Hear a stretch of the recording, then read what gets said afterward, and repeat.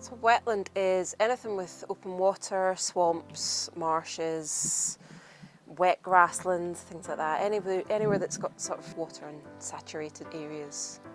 We chose to put the viewing screen here because we wanted the feel of being surrounded by water when you came in and sat down.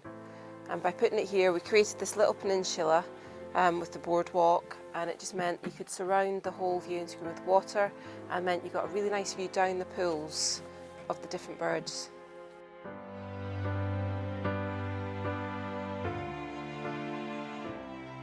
So the inner Forth, which is where the site is a fantastically important place for wildlife.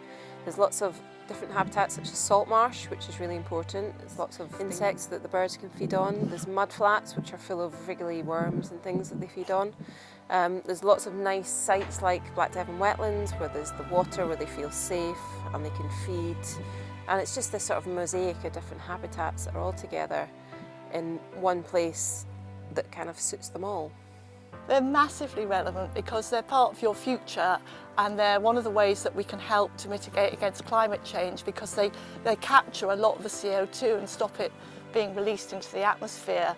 And the problem is that around the world we're losing huge quantities of our wetlands all over the place, and if they go, then lots more CO2 will be released into the atmosphere.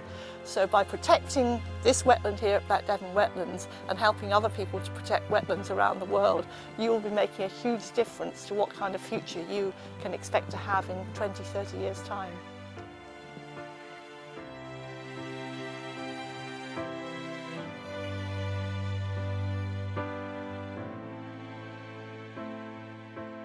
This was one of the biggest and the most industrial towns in Scotland.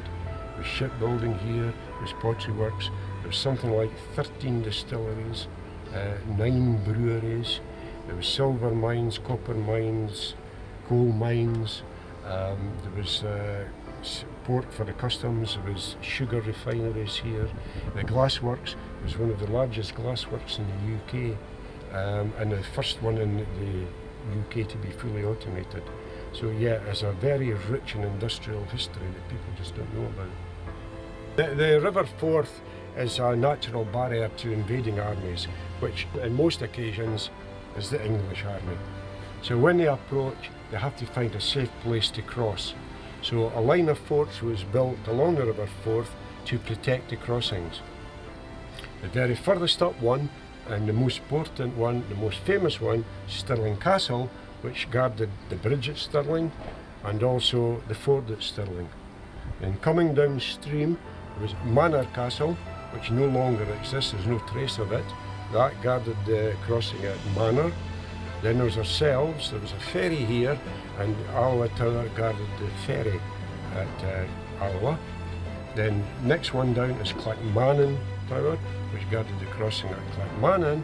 Then down in Kincardine, you had Tullyallen Castle, formerly known as Blackadder Castle, and that guarded the crossing at Kincardine.